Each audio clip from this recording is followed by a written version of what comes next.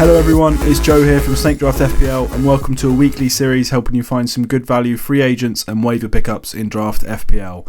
It's game week 20, double game week. I've got absolutely loads of picks to satisfy basically every criteria. Let's just get stuck straight into it. Okay then, first pick this week. We start with defenders as always, and that is Ethan Pinnock of Brentford. Pinnock's pretty much nailed on in that defence of Brentford, and even though it is just a single game week for them this week, it's definitely the standout fixture. It's Bournemouth at home. Bournemouth's attack's been very poor lately. Brentford's defence is kind of middling. It's okay. I think in terms of clean sheet percentage, they were pretty much the top team that would have any kind of players available on the waivers. Pinnock is available in 99% of leagues, so pretty much every single league he is available. I think it's just a standard good pick. Even after Bournemouth this week, the next two fixtures after that are both good as well. Leeds away is a little bit trickier, but Saints at home in 22 is a fantastic fixture as well. So definitely someone that I think is a good pick over the next 3 game weeks specifically. They get a little bit tougher after that. Arsenal away in 23 is horrendous, and I think they've got a few more tough fixtures after that as well. Next up, another single game week player, James Tarkowski. Available in 53% of leagues. I think an Everton defender is pretty good value this week. Lampard's going to be absolutely desperate to get some kind of result in this game. Saints look absolutely doomed at the moment. It's at Goodison Park. I think a clean sheet here for Everton is a really backable scenario. So Tarkowski is about as nailed on as you can get. Cody's another one I looked at as well, but he's owned in about 80% of leagues actually. So them two, or Mikalenko's a good pick as well. Patterson has now picked up an injury, so I would guess Coleman plays, but I think that's a slightly more risky pick. So one of those three is the way to go for this game week. Next up, we've got Tyrone Mings, available in 59% of leagues. Leeds at home this week, pretty good fixture. I think if you're looking for a 1 to 2 week option, he is very, very good. Leeds at home, Saints away are two decent fixtures, about as good as you'll find a pair of fixtures. And Villa's defence has been pretty good under Emery, and I do expect that to continue. So for the next 2 game weeks specifically, I think a Villa defender is a good shout. On to my only double game week defender of the week, and that is basically down to the teams that have doubles. Spurs, City and United defenders are all very well owned, and in the case of Spurs defenders, it's quite hard to tell if any of the fringe ones are going to play. Palace, the fixtures are just too tough, I think, to really go for a defender. I consider the keeper Gaeta just for the additional save points, but not really interested in a defender. So the only double game week defender I am interested in, really, unless one of the highly owned ones is available in your league, of course, is Rico Lewis of City. Available in 94% of leagues, and I think there's a decent chance he starts at least one and maybe even both of the games in game week 20 and beyond. I think he's a really, really talented boy. And I can see him playing, to be honest. It might hurt for the Cancelo and Kyle Walker owners out there, but I do think Rico Lewis has a good chance of playing. I've personally picked him up already in my draft fantasy league where the waivers have already processed, and I think he's a good shout. So I think I would guess probably about 120 minutes over the 2 games, which may well be enough to come out with a decent return.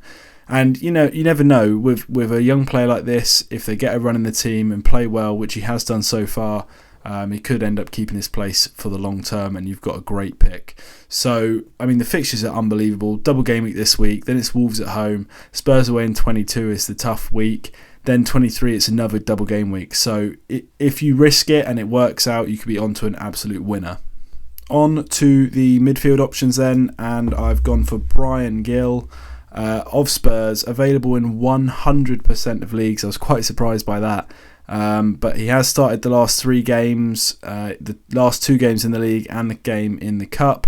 I think Kulusevski is probably going to be out of the North London derby at least. He may be back for City, so you might only get maybe 120 minutes out of Brian Gill this week.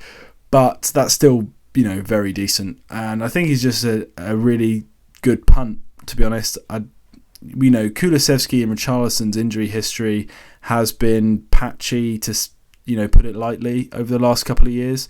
So I think having the first sort of backup is probably not a bad shout. And like I said, it is a double game week this week, so you've got 2 chances to get the start, and I think he definitely will get at least one of them. Next, we've got one of my absolute favourites, Joelinton, available in 43% of leagues, which is actually more available than I thought he was. I've owned him in a couple of leagues for pretty much the whole season, and he's really done me well.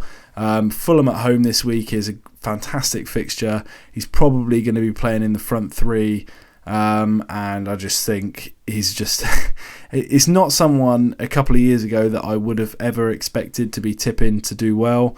He looked like an absolute clown at first when he started in the league, but he's really grown into his role under Eddie Howe. I don't think there's much danger he doesn't start.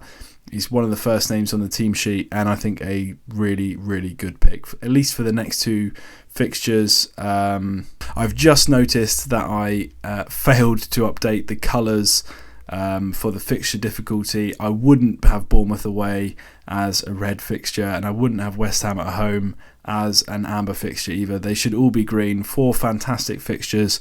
Newcastle's fixtures over the next sort of 6 to 8 weeks are really, really strong. So definitely someone I'm looking at. Next up, we have another double game week player, Ayew of Palace. I wanted to go for Elise, but I put him in so many of these videos that I just thought I'd mix it up a little bit. I think it looks at the moment like Palace are playing with Ayew in the front 3. He does he's really good at doing the dirty work for Palace, and I think that's why Vieira really loves him and plays him way more often than you'd expect. His minutes have been really consistent for months, so I don't really see any downside to him. Available in 98% of leagues.